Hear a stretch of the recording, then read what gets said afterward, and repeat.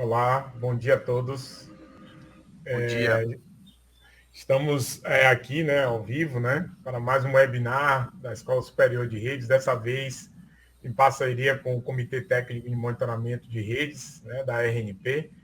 E a gente hoje tem a presença aqui do professor Magnus Martinello, né, da Universidade Federal do Espírito Santo, que vai falar um pouco sobre as perspectivas de telemetria e plano de dados programáveis. Então, a ideia desse webinar, né, é trazer um pouco o conceito, né, da telemetria, né, e fazer um sobrevoo aí também na arquitetura, né, POCA, né, que é um método, né, que ela implementa um método de roteamento na origem com base no sistema numérico de resíduos. O professor Magnus, falando uma breve apresentação aqui, né, do seu currículo, ele é bacharel em informática pela Universidade Federal do Paraná, mestre em Engenharia de Sistemas e Computação pela Universidade Federal do Rio de Janeiro e doutor em Ciência da Computação pelo Instituto Nacional Polytechnique de Toulouse, com uma tese defendida no LAR-CNRS. O professor também atuou como professor visitante, né, na Universidade de Bristol, na Inglaterra, e atualmente ele é professor da Universidade Federal do Espírito Santo, do Departamento de Informática, e pesquisador produtividade em pesquisa do CNPq. Os principais interesses do professor Magnus é na área de rede de computadores, em particular os temas aqui de rede definida por software, virtualização de funções de rede, segurança e análise de desempenho. É um longo currículo aqui. Então, professor Magnus, um prazer tê-lo aqui conosco, né, no webinar da Escola Superior de Redes, e a palavra está contigo agora. Muito bem, muito obrigado, Léo, por toda essa apresentação. Podia ter sido até mais breve com tudo isso. Primeiro, eu queria agradecer enormemente o convite, né? Vocês estão vendo minha tela, né, Léo? Só confere para mim, estão vendo direitinho. Ótimo, estou vendo. E eu queria agradecer, né, o convite à Escola Superior de Redes, ao professor Leobino, né, e ao Monipê, pela oportunidade, né, e de compartilhar as experiências em torno desse tema de telemetria e plano de dados programáveis, que no fundo vai ser uma jornada, né, que a gente quer compartilhar, que a gente tem feito em cima desse tema. E obviamente uma jornada não é um trabalho solitário, é um trabalho colaborativo, em colaboração, né, com muitos atores, ao longo de vários projetos, múltiplos projetos, e também financiado pelas agências de fomento CNPq, CAPES, do qual eu já faço meu agradecimento aqui no início da palestra.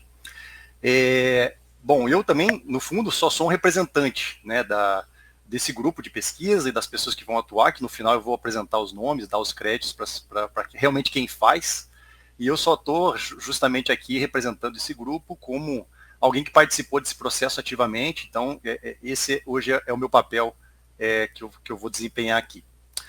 Bom, em relação à agenda, como já foi dito, o nosso objetivo é falar a motivação e evolução de redes, né, em particular dois conceitos habilitadores, né, a programabilidade e a telemetria na rede, né, em Network Telemetry aqui, INT. Tudo isso em direção à softwareização de redes, tá?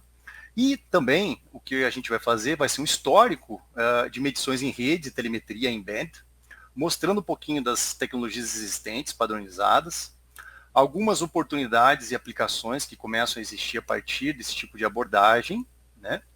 E a telemetria vai ser ilustrada em cima sempre do plano de dados programáveis, porque essa combinação que a gente acredita que faz, que é a força, né, dessas abordagens, e a gente vai mostrar a partir de dois casos de uso, o roteamento na origem, que vai ser o POLCA, e a verificação de caminho como prova de trânsito, utilizando mais a telemetria, né? Ao final, algumas lições aprendidas e perspectivas para pesquisa, desenvolvimento e inovação, que a gente considera importante também nessa jornada. Eu gosto muito dessa maneira de apresentar aqui a evolução das redes em épocas, né? Foi apresentado pelo Amin Haddad no SIGCOM, e eu gosto porque ele vai lá nos primórdios da internet, falando das aplicações que a gente fazia em FTP, e-mail, Telnet, e mais recentemente, na quinta época, aqui só para pegar dois exemplos, falando de aprendizado de máquina, da computação centrada em dados, né? E o que é interessante nessa abordagem, observar, é que a primeira coisa é que todas as transições entre essas épocas, a gente pode observar que foram 10 vezes mais de banda, né, que é um elemento chave, e 1/10 da latência em cada época. Então essa é uma primeira observação, que é o que vai marcar a transição entre essas épocas do ponto de vista de desempenho, né? Então eu gosto de olhar para isso e também situar onde que a programabilidade ao longo da evolução das redes ela vai entrar nessas épocas, né? Então, o que a gente pode observar nessas transições, sem entrar nos detalhes das próprias épocas, mas hoje a gente se encontra numa transição entre uma época 4 e uma época 5, né? E a programabilidade de redes, ela vai ser exatamente essas redes, né? Onde a pilha de redes ela é programável e a caixa que antes era fechada, talvez até a 4ª época, ela acabou sendo aberta, e aí vai permitir justamente uma rede definida por software, linguagens específicas de domínio, como é o caso do P4, e a telemetria de redes, né, dentro da própria banda, que é o INT. Então essas caixas passam a ser abertas entre as transições de uma época 4 para uma época 5, né, e a gente está basicamente vivendo nesse momento. Bom, além disso, acho que é interessante destacar as formas de interação, né, dos quais a gente foi passando ao longo dessas épocas. Inicialmente as pessoas interagiam com os computadores, mais adiante computadores com computadores, então faziam cliente-servidor, a própria LAN, aqui dá para comentar um pouquinho, o servidor, aí em seguida serviços com serviços, né? Aqui você começa a ter já essa visão de serviço e depois, mais recentemente, na 4ª época, pessoas com pessoas. Tá? Chegando à expectativa atual, que é justamente interagir a partir de insights. Né? Eu gostaria de ter, a partir dos sistemas, muito mais recomendações interessantes, visões interessantes, enfim, que a inteligência artificial pudesse nos trazer muito mais informações. Então, você vai interagir normalmente com insights nesses sistemas. Então, essa visão nos dá uma ideia dessa evolução e como a gente tem avançado nessa área de redes em geral. Bom, agora olhando do ponto de vista histórico e mais técnico na softwareização de redes, né, nesse histórico mais voltado à programabilidade, é importante lembrar que o desacoplamento que a gente considera lá de plano de dados e plano de controle já existia essa discussão na comunidade. Lá em 2004 tem essa RFC da Forces, né, no qual já tinha uma proposta de desacoplamento entre plano de dados e plano de controle. Só mais adiante é que surgiu a ideia lá da arquitetura da SDN, em 2008, e o protocolo OpenFlow, como uma primeira geração muito conhecida, muito disseminada, de redes programáveis, né? Então habilitando essa programabilidade na rede em geral.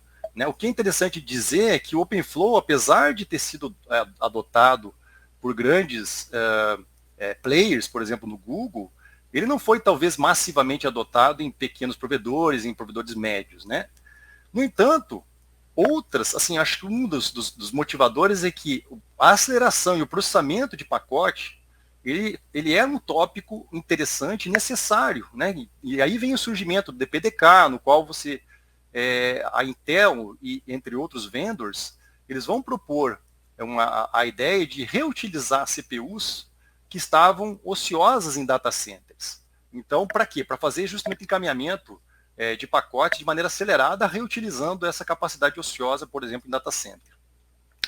E mais adiante, talvez um legado importantíssimo e grande do SDN e do OpenFlow foi justamente o Virtual Switch ter sido incorporado no Linux kernel, né, como um projeto da Linux Foundation. E isso, então, talvez do ponto de vista de virtualização e de capacidade de implementar políticas, é algo bastante importante dessa primeira geração da SDN, que é justamente a incorporação do Virtual Switch dentro do Linux. E mais recentemente, né, não tão recente, nós temos uma linguagem independente e específica, né, que é o P4, que vai dar a programabilidade de switches justamente dentro do plano de dados. E, claro, existe além disso outras abordagens, por exemplo, o BPF XDP, no qual você pode colocar ganchos no próprio kernel, né, para poder acelerar, interceptar, acelerar pacotes, enfim, colocar algum código que possa ser útil e que tenha um desempenho dentro do limite do kernel, do encaminhamento do próprio kernel. Então, isso dá um panorama, né, da evolução histórica, eu chamei de ferramentas de programabilidade, talvez plataformas seria mais apropriado o nome, mas o que é interessante destacar é que todas elas tiveram um impulso aqui da comunidade de open source, né? Então, que seja um open source aqui mais para o domínio de redes, né? Mas ele teve como um ponto comum em muitas dessas abordagens, né? Bom, só para a gente fazer um comparativo, em termos de modelo de programação, né, comum, que a gente conhece muito bem, e aí levar para o mundo de redes, quando a gente vai programar numa linguagem C, você vai ter um compilador que vai traduzir para uma CPU, né? Isso tem acontecido em outras plataformas especializadas, no caso de GPU, de TPU, né? E no caso de redes, por exemplo, a gente também vai escrever uma linguagem P4, né? O programa que vai processar esses pacotes numa linguagem P4, vai usar um compilador e esse compilador vai traduzir para uma arquitetura, por exemplo, PISA, né? Que é uma arquitetura que vai ser suportada por esses dispositivos programáveis. Então, aqui eu só coloquei em destaque que você pode, como eu comentei anteriormente, utilizar o DPDK ou o XDP, né, em cima das CPUs para fazer encaminhamento de pacotes e tornar uma NIC acelerada, né, do lado reutilizando a capacidade computacional das CPUs, ou você pode ter uma Smart NIC que suporta exatamente essa linguagem P4, ou ainda um switch programável com muitas portas, que vai permitir que esse programa seja executado. Basicamente, ele ele está dentro do próprio sistema e vai reconfigurar as portas físicas, né, do próprio equipamento. Bom, então agora que a gente comentou sobre a programabilidade em geral, só para uma breve introdução, é interessante fazer um histórico rápido sobre as medições, né? Que, bom, até 2008, eu peguei uma referência aqui, basicamente a gente fazia em função dos terminais ou de um equipamento específico para você extrair alguma medição da própria rede. E se for pegar uma definição, né, de medição ativa, o objetivo era deduzir o desempenho da rede construindo, né, você vai construir, enviar e analisar sondas, né, que são mandadas sobre a rede. E os exemplos mais clássicos de medição ativa, para você entender o desempenho, analisar o desempenho, é o ping clássico, trace route, para você ter os saltos e assim por diante.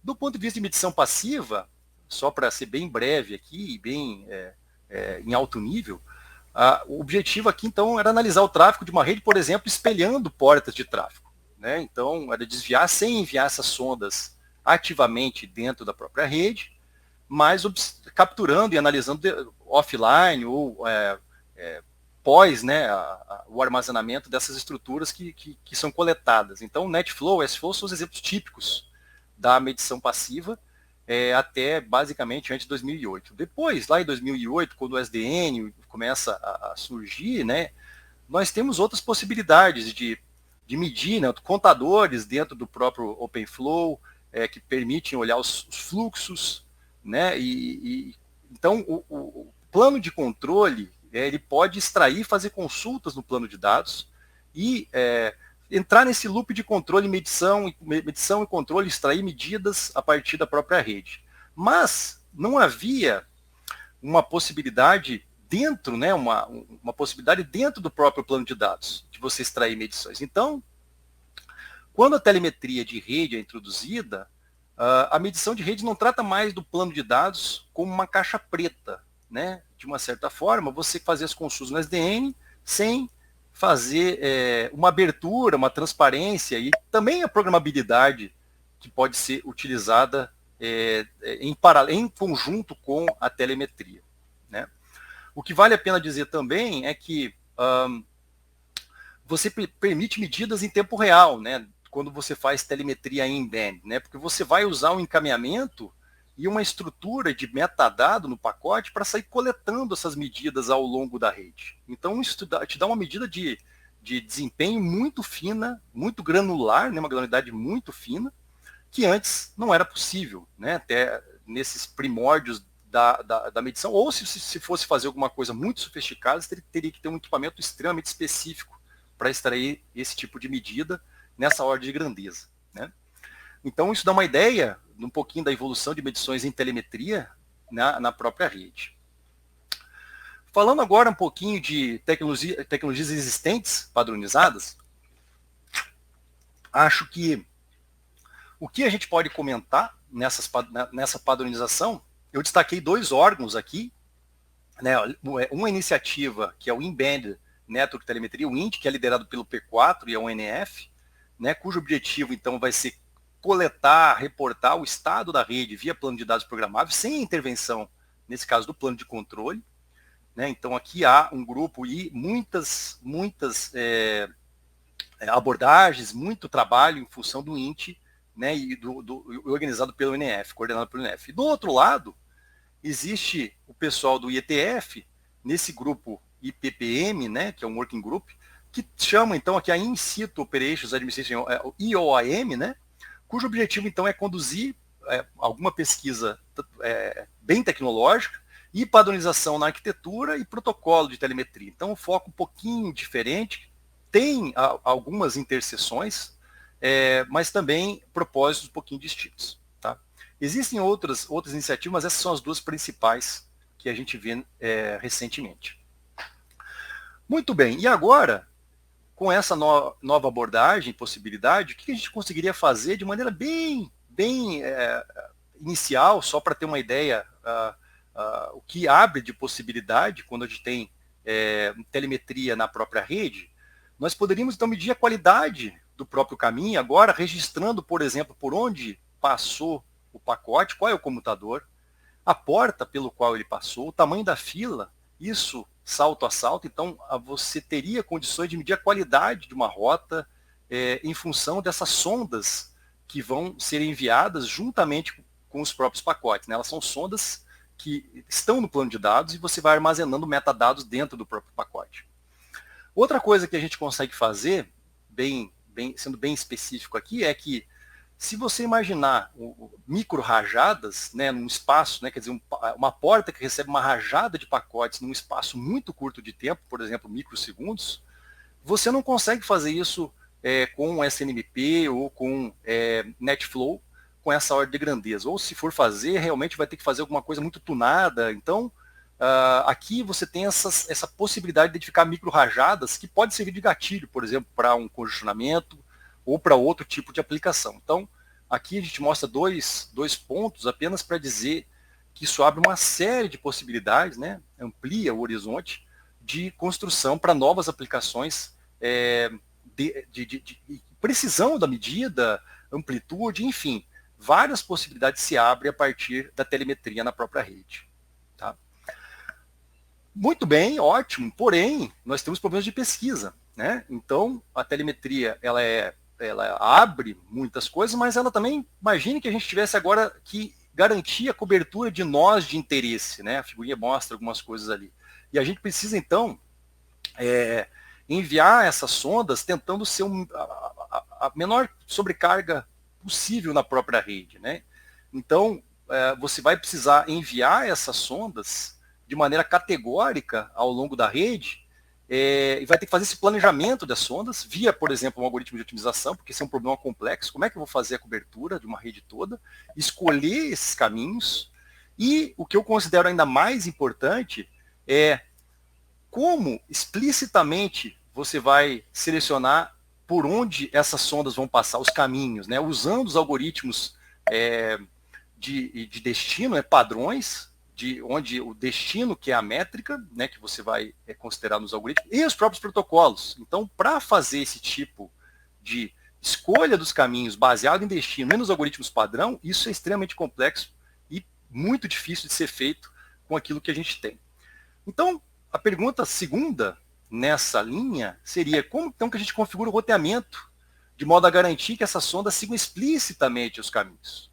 Né? Porque se você precisar de um fluxo que siga exatamente um conjunto de nós, você não vai ter esse controle com base nos algoritmos e nos protocolos padrões de roteamento. Então, roteamento de origem, né, na origem, passa a ser uma possibilidade muito interessante para você ter o controle, né, e a configuração dessas rotas por onde você pode enviar essas próprias sondas. E aqui eu trago um exemplo, né, porque existem muitas opções de roteamento na origem, por exemplo, para monitoramento de caminho. Eu trago esse trabalho aqui. Aqui tem a estrutura do pacote, né, onde você vai basicamente empilhar, fazer uma lista com as portas no qual esse pacote vai ser enviado, e a telemetria aqui vai ser coletada em cada salto. Então, na origem, na entrada da rede, você, o gerador, né, vai incluir esse label e as portas de saída com uma telemetria do pacote. Aqui o int1 representa exatamente esse metadado coletado referente a esse primeiro salto. No segundo salto, então, você vai encaminhar pela porta 2, vai tirar isso da lista e vai colher uma outra métrica referente a exatamente esse segundo salto. E assim por diante, desempilha o próximo, coleta todas as métricas até o último nó coletor, e esse nó coletor reporta, né, relata para um controlador, que aí pode refazer, tomar uma outra decisão, refazer um próprio caminho, né? Então essa é uma abordagem onde você consegue fazer um monitoramento passando por um caminho explícito com a origem controlando, fazendo o controle dessa rota, né? Muito bem. Então, essas abordagens de roteamento de fonte, existem outras alternativas. Essa vai ser a abordagem que nós adotamos no grupo aqui, que é o roteamento na origem baseado em resto da divisão, né, uma operação de módulo.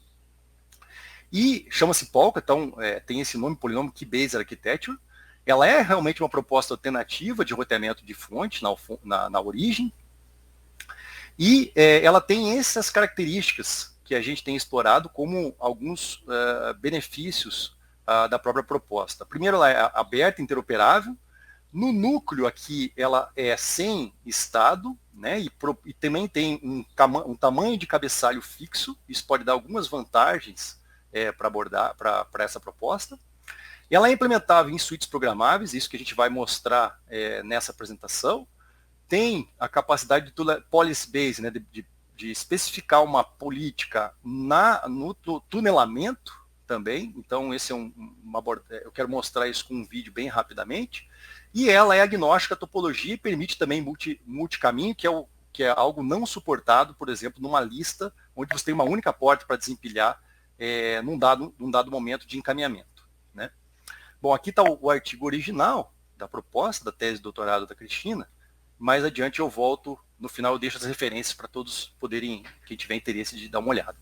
Como funciona essa proposta, então, de roteamento no Polka, né?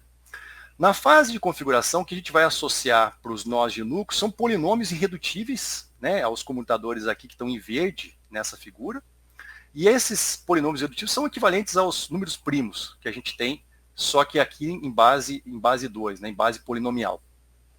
E tem que respeitar alguma restrição do tipo, o grau do polinômio tem que ser um pouquinho maior que o log na base 2 do número de portas, isso para poder o resto da divisão, né, cobrir a amplitude no número de portas.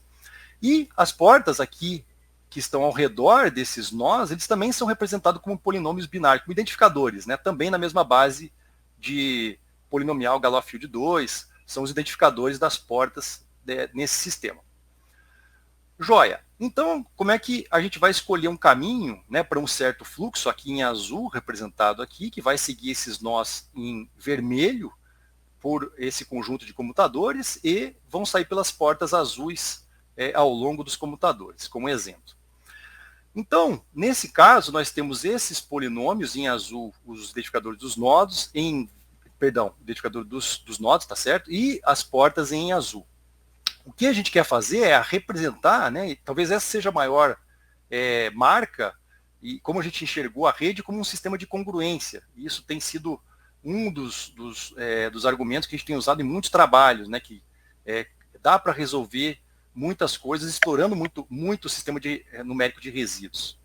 E aí a pergunta é, será que tem um identificador, né? Será que é possível calcular uma rota que passe pelos identificadores em vermelho e saia pelas portas em azul?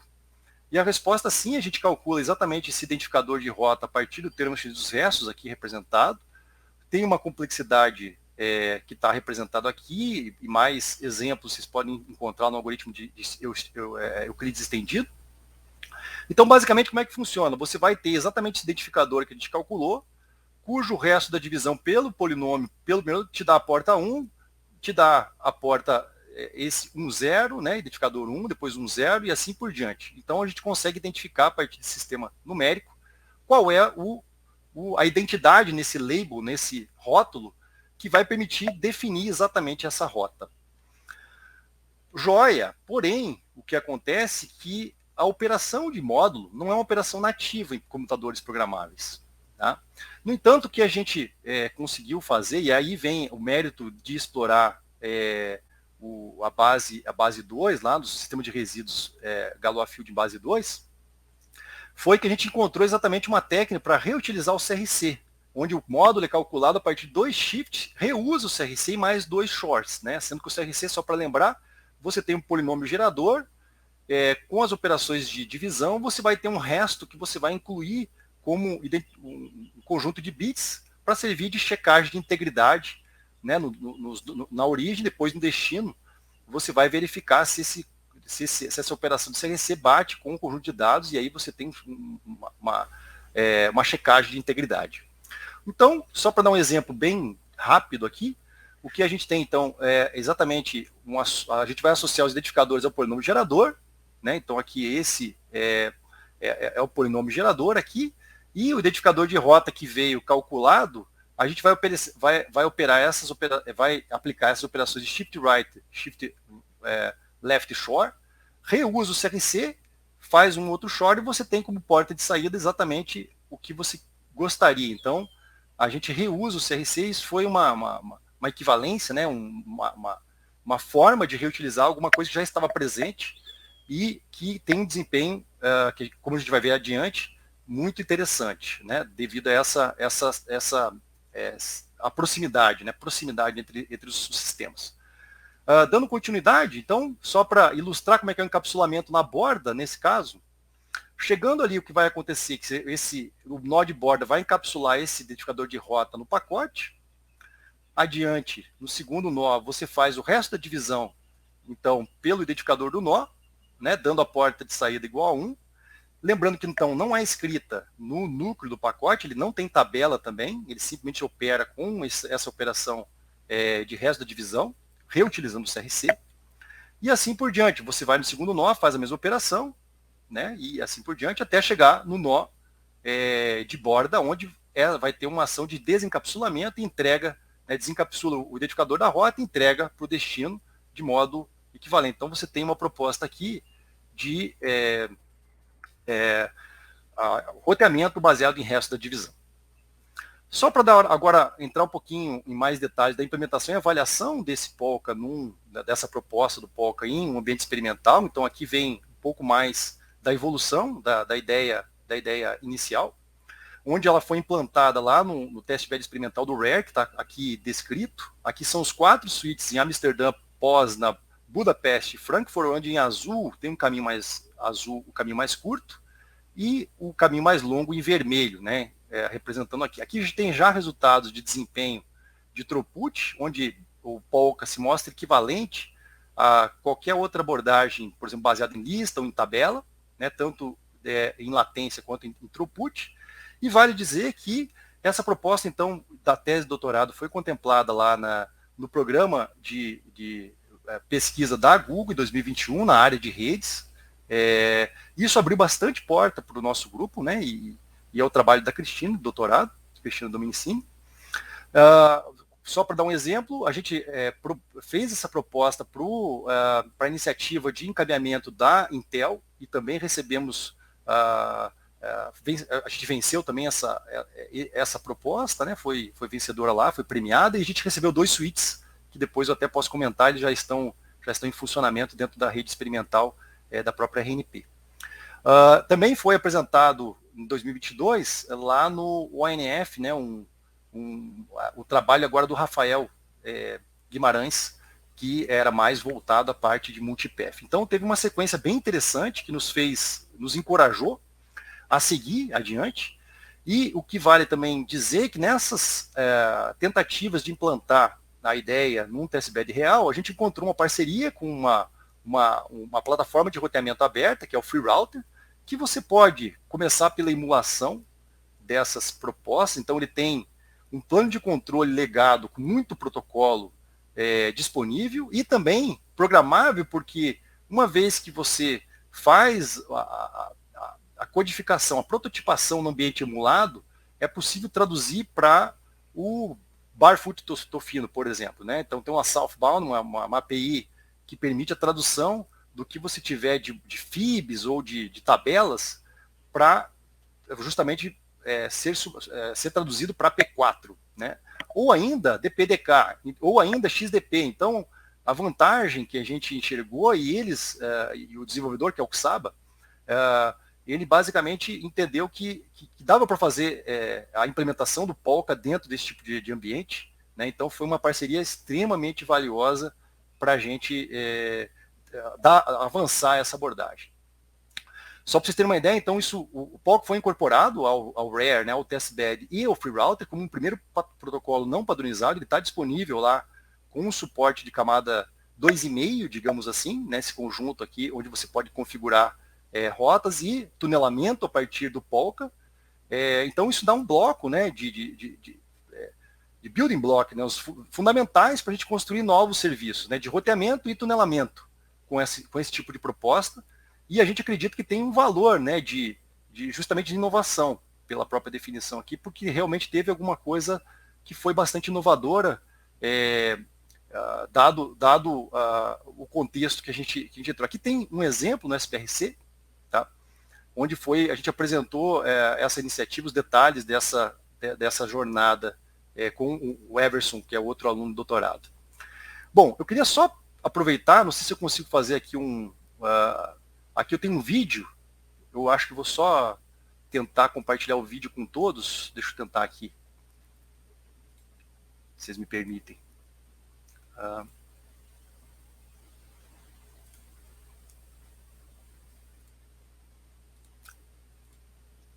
Vocês estão vendo o vídeo? Eu acredito que sim, pelo menos para mim está tudo bem, tá? Eu estou querendo só mostrar para vocês justamente uma integração entre o Polka com o FreeRouter, né, onde aqui é criado inicialmente exatamente o caminho mais curto naquela figura que eu comentei anteriormente, entre o Rio, Amsterdã, Frankfurt e Genebra. Tá? Então aqui vai ser, aqui a gente mostra exatamente como é que a gente está configurando esse túnel na borda, né? E a gente pode observar o identificador de rota, aqui com as propriedades que eu comentei anteriormente, né, que ele é calculado, e aqui são as tabelas de configuração. Aqui eu vou só mostrar o exemplo do caminho mais longo de configuração, só para fazer um exemplo completo, bem rapidinho aqui, de como é que funciona o caminho mais longo. Então, nesse sentido todo, né, de fazer um túnel na entrada da rede. Então, aqui está o caminho mais longo, passando por Rio, Amsterdã, Poznan, Budapeste, Frankfurt e Genebra. Tá? Aqui tem um comando onde justamente você vai cruzar esse conjunto de IPs, habilitar o Polka como um túnel na entrada, dando sequência aqui, só para ver o comando também, para mostrar o identificador de rota na própria ferramenta. Então aqui a gente consegue observar de novo o identificador de rota, os valores numéricos em hexadecimal ou polinômio mesmo, como é que ele está representado embaixo. Agora, um pouquinho da configuração de policy na entrada, né? Para mostrar como é que funciona um access list usando o Polka como protocolo. Então vai ter um classificador que vai encaminhar para esses túneis na origem, né? Que tem só os comandos, que ele está criando a lista do Polka, como é que vai ser. Dando sequência aqui, então, aqui ele vai mostrar exatamente como é que é o Policy Based Routing, né? A política de entrada de roteamento para o Polka, né? Então aqui tem o esquema da classificação. Tá? O que eu vou fazer?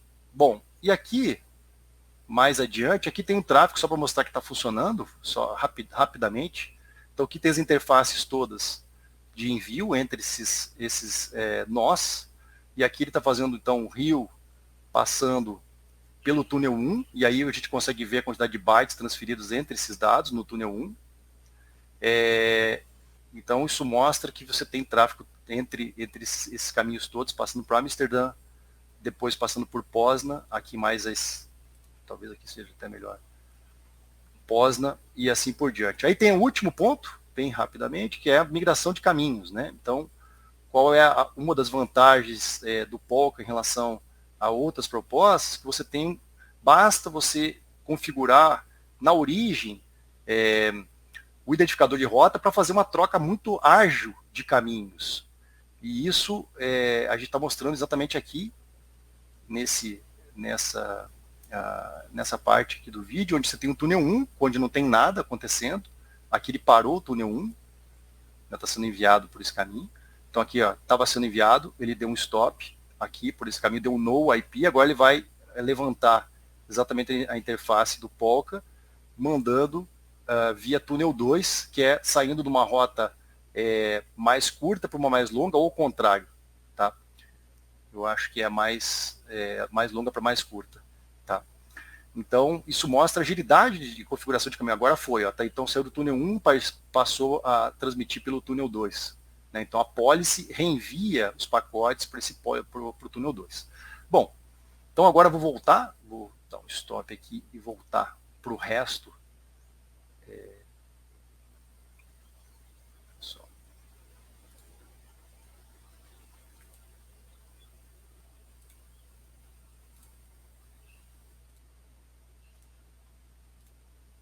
Muito bem. Suponho que vocês estão vendo direitinho. Joia. Agora que a gente entendeu um pouquinho o roteamento de fonte, voltando para a telemetria, que faltou eu abordar, né? Parece que eu tinha esquecido. Não. Nós vamos tentar verificar, provar e garantir se o pacote realmente percorreu corretamente o caminho definido salto a salto. Como é que a gente tem uma prova de trânsito, né? E o que seria isso? Imagine que, mesmo uma abordagem de roteamento de fonte, você pode ter um ataque de desvio dos pacotes na sua rota original, que é o caso aqui era para ir de 1 até 5, você desviou do 2 para cá, ou você pode adicionar um novo nó, ou você pode tirar parcialmente a própria rota, ou completamente a rota. Então, esse é um problema que pode acontecer em vários tipos de abordagem, e aqui eu estou trazendo uma abordagem do IOM, né, existente aqui, uma RFC de 2022, tá, que está em construção, justamente com o uso de telemetria e programabilidade. Então aqui na origem, no Edge Node, né, você vai colocar um cabeçalho como um cumulativo aqui, com um valor aleatório, né? Esse cabeçalho vai ser um protocolo de POT aqui é Proof of Transit, tá? Então só para dar os elementos aqui na tabela. Então, fez a prova de trânsito, passou por aqui, você de novo faz o esquema faz a conta no cumulativo, né, começa em 0, esse cumulativo CML é difícil talvez de ver, mas enfim, você está com um valor acumulativo que vai salto a salto sendo calculado. E você armazena o identificador do nó mais a porta por onde ele passou. E assim por diante, passou no C e assim por diante, chegou no destino, você tem que verificar, então, se todos os nós e as portas corresponderam, e esse valor cumulativo que estava armazenado também no Edge vai verificar se realmente ele bate com o que tinha sido programado. Se for verdadeiro, se ele seguiu a rota original, então você aceita. Caso contrário, você descarta o pacote. Então, uma abordagem bem pragmática, tá? Usando telemetria e que faz e também programabilidade. Bom, a nossa proposta, então, agora é mudar algumas coisas, né, nessa linha, usar justamente o identificador de rota como uma chave, né, ao invés de ficar empilhando novamente as portas por onde você passou. Então, o que a gente faz é mantém a utilização do valor cumulativo, sem entrar nesse mérito agora da questão, mas a gente vem aqui e usa essa chave para fazer uma consulta com valores na tabela de verificação de trânsito, né? Então, isso reduz bastante, vocês vão ver mais adiante. Enfim, da mesma forma, então, o identificador de rota vai justamente definir por onde esse pacote vai passar até chegar no destino, onde é feita a verificação em relação a esse valor cumulativo. Muito bem. Então aqui, só para dar um exemplo passo a passo, vou ser muito rápido aqui, não vou entrar nos números, não faz sentido, mas basicamente aquela rota e a chave, por exemplo, R1 vai ser usada aqui para você pegar esse conjunto de números que vão determinar como é que você calcula esse valor cumulativo, né, que vai modificando a cada salto, até chegar no destino, onde é feita a verificação para ver se esse número acumulativo bate com aquilo que tinha sido especificado, e aí garante ou não que a rota foi seguida apropriadamente, né? O pacote percorreu aquilo que tinha sido programado originalmente. Alguns resultados preliminares e em relação ao que já existe, né, o que é legal de dizer é que você tem no Polka um caminho codificado, né, ele não é as portas representadas aqui, o identificador é constante, não é variável, não cresce com o comprimento do caminho. A policy, a política é por caminho, não é por fluxo, então dá uma escalabilidade que a gente consegue perceber à medida que você aumenta os fluxos num certo caminho, e os estados você consegue manter de maneira muito reduzida, o POCA está aqui embaixo, para valores de uma fat tree, que a gente usou como exemplo nessa validação inicial. E, enfim, a gente tem também um identificador de rota, ao invés de ter, por exemplo, as portas em cada portas e o identificador do próprio switch. Então, isso tem uma escalabilidade bem melhor. Bom, sendo assim, bem breve agora, para fechar um pouquinho essa apresentação sobre as lições aprendidas e perspectivas para PDI, alguns pontos que a gente considera interessante nessa jornada, né, é que as experiências têm mostrado, primeiro, que o Polka é viável de implementar em plano de dados programáveis de alto desempenho, com o reuso do CRC, isso é algo que a gente considera valioso e que nos se mostrou extremamente interessante. Tá? O potencial para construir novas aplicações, então aqui esse é um dos objetivos da apresentação, despertar o interesse dessa combinação que a gente considera que é a força de abrir essas caixas fechadas para programabilidade e da telemetria, a combinação das duas, que faz a gente utilizar o melhor potencial, né, da programabilidade e da telemetria na rede. O que a gente entendeu também, e gostaria de compartilhar aqui, a validação de proposta em teste bed com proximidade da operação de rede, né, interagindo com os desenvolvedores, os implementadores, é algo fundamental para que a gente possa evoluir, tentar transformar alguma das nossas ideias em algo que possa virar um protocolo, talvez um padrão aberto. A gente tem tentado muito explorar esse tipo de direção, né, tentar seguir nessa direção e ver se a gente consegue ter algum sucesso. A integração com o software, né, a plataforma aberta, que combina protocolo legado com as redes programáveis, também é um ponto que a gente aprendeu muito aqui nessa jornada, porque a gente tem a intenção de começar tudo com SDN, que tem que ser puramente, e a gente entendeu na hora que foi implementar que você pode fazer reuso de muitos protocolos, né, e os desenvolvedores e o próprio pessoal de operação estão muito habituados com formas de implementar, de configurar essas rotas, o roteamento, os comandos, né, se eles estão padronizados, se faz sentido. Então isso é algo muito importante para a gente tentar, talvez, ter algum sucesso nessa linha de levar alguma solução para a operação. E a gente pretende, como plano, consolidar e estender a solução. Tá? Nós estamos preparando uma demo no evento que é o Supercomputing, em parceria sempre com a RNP, né? O Marcos tem trabalhado muito com a gente, o próprio Rare, né? Os desenvolvedores, né? O Frederick, o próprio Xaba, a Jean, com o pessoal, várias pessoas que começaram nessa iniciativa. Aqui está algumas perspectivas nessa demonstração. O Rare, que era aquele primeiro testbed europeu, virou esse monstro aqui espalhado em várias instituições. Aqui estão os nossos suítes que eu comentei lá atrás da Intel, eles estão conectados aqui na UFES, nessa rede experimental em P4. E como vocês podem observar, o sol nunca se põe lá no império do Free Router. Então o Free Router virou realmente algo bem interessante, está implantado em cima desses suítes programáveis em P4. E a gente quer chamar vocês, chamar a comunidade, chamar as pessoas interessadas, quem tiver interesse, que a gente está muito impressionado com aquilo que pode ser feito nessa plataforma. Né? Então, nosso objetivo é demonstrar isso agora numa escala maior do que a gente fez lá no ambiente experimental do Rare. Aqui vocês estão vendo que é 400 GB, 10 GB entre esses enlaces, enlaces diferentes. Então, isso aqui tem um ambiente enorme para experimentação e validação.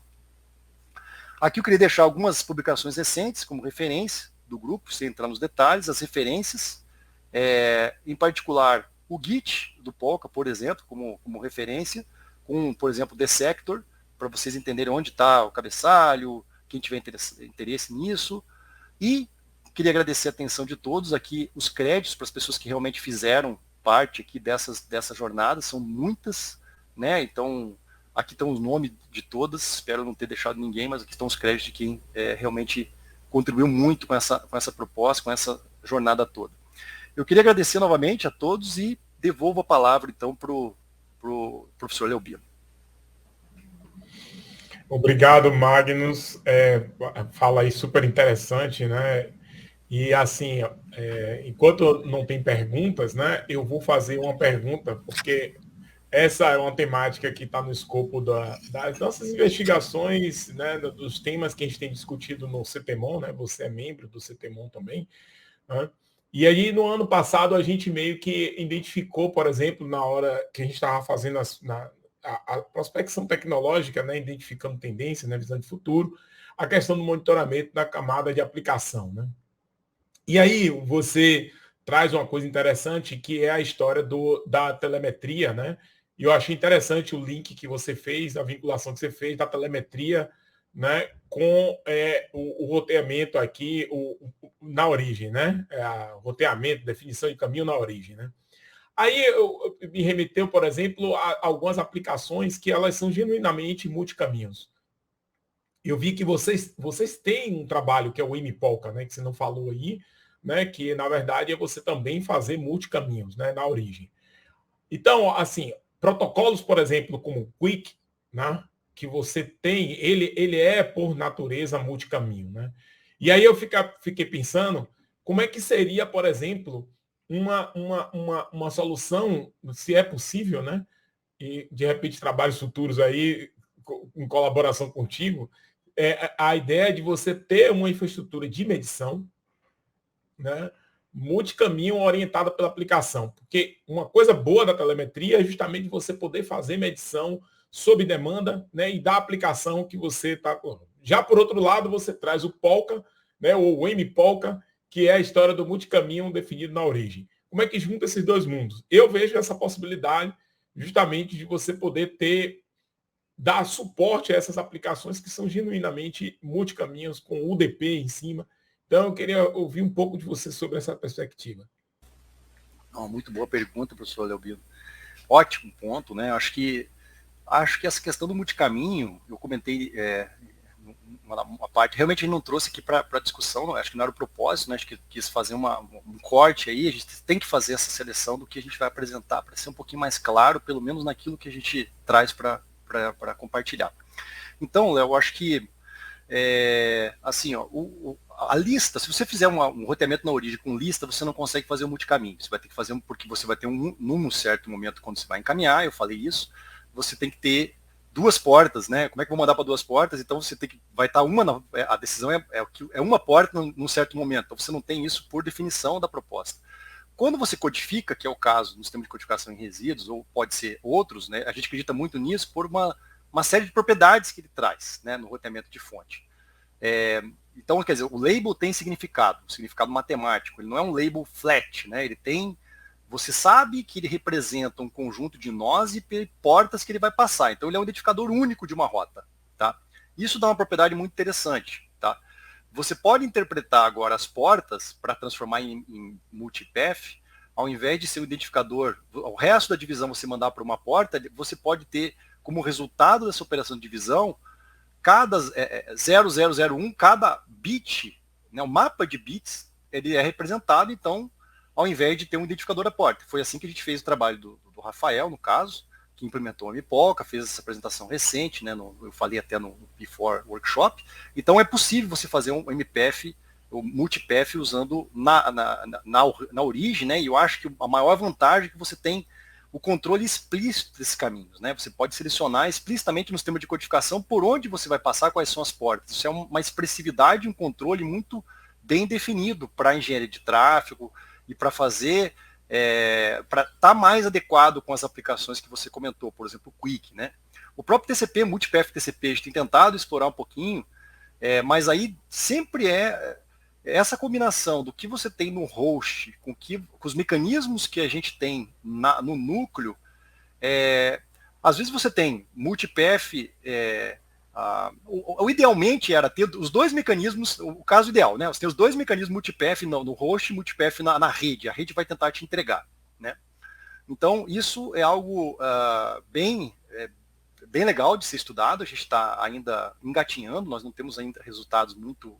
Só a implementação dos mecanismos, mas não um estudo onde você contempla o lado do Quick ou o multipath TCP, por exemplo, não só o DP, mas, enfim, estou olhando para o TCP também, Léo, nesse ponto, mas que possa usar de mecanismos de multipath na própria rede, né? E certamente a telemetria, na hora de você ter a escolha do multicaminho, ela vai poder combinar muito sobre isso, né? Veja que no que eu comentei ali do prova de trânsito, você está coletando uma informação para chegar, passou, você vai marcando e vai colocando. Eu poderia coletar métricas de desempenho para poder justamente selecionar de volta para a origem qual seria o melhor caminho ou esse subconjunto de caminhos, né?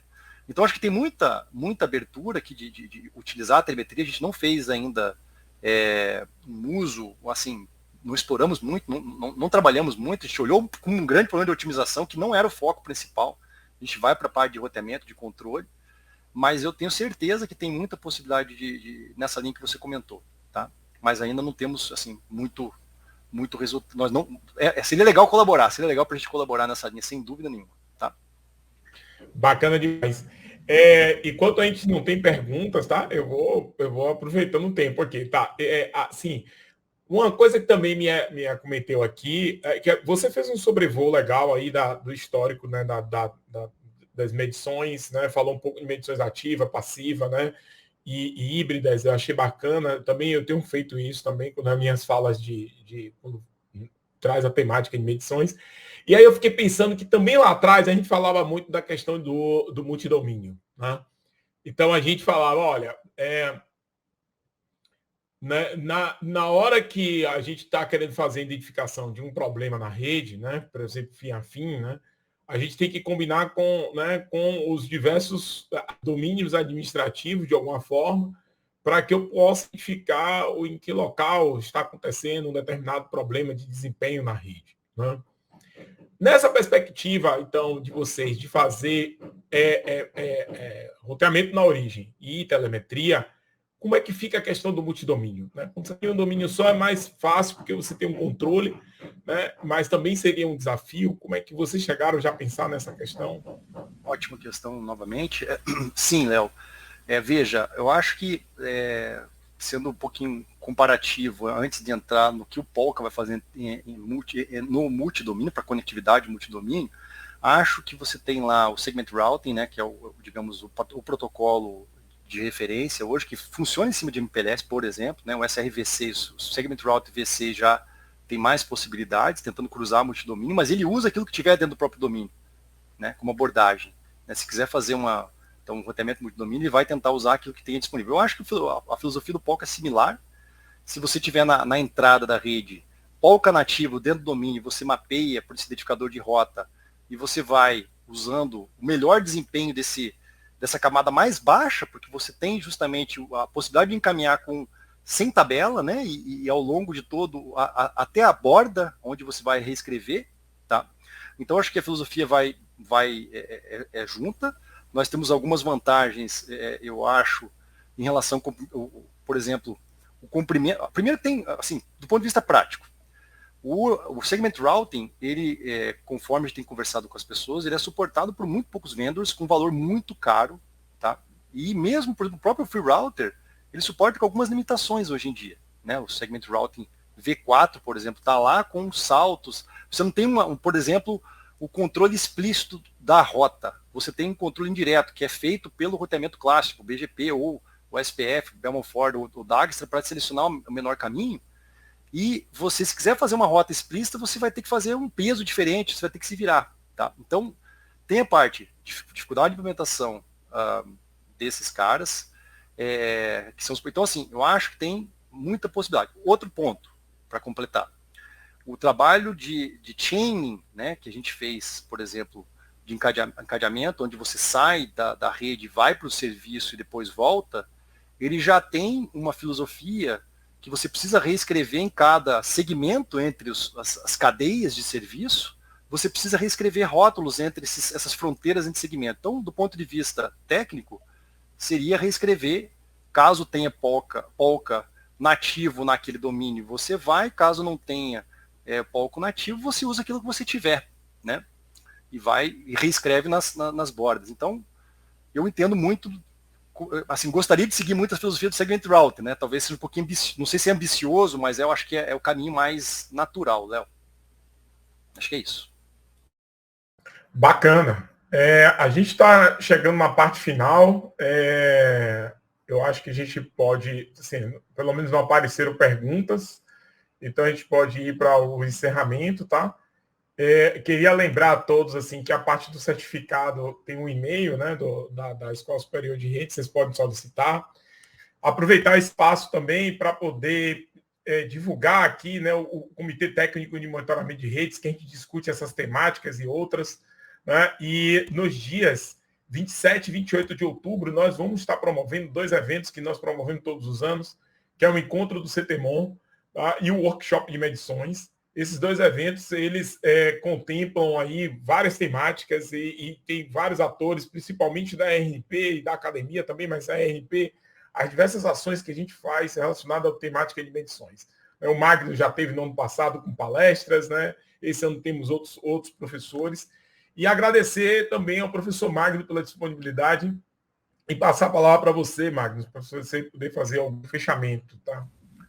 Nossa, eu só tenho a agradecer, né, a oportunidade da Escola Superior de Redes, né, com a RNP. Eu comentei lá no início, né, quão agradecido a gente é, e eu não acredito que seja possível a gente fazer alguma inovação sem ter essas parcerias, né, onde a rede ela está lá para a gente poder experimentar. A gente tentou trazer muito essa visão para mostrar que é acessível, a gente consegue fazer algumas coisas. Se vai ter um sucesso ou algum valor diferente para nós, só o fato de poder experimentar, tentar entrar na escala, ter a percepção de um operador, né? A gente tentou trazer muito isso. O desenvolvedor, né, pegou uma ideia que a gente tinha uma concepção purista, né, e traz para o operador e fala, nossa, eu posso usar, sei lá, a tabela do SPF para pegar os Node IDs e configurar, isso gera de maneira automática. Então, isso eu considero muito valioso, né? Eu acho que sem a própria RNP, essas redes acadêmicas, a GEAN, quem tinha, né, a rede experimental em P4, e nós tivemos essa parceria devido a um contato simples, vamos fazer uma proposta, a gente propôs o POC,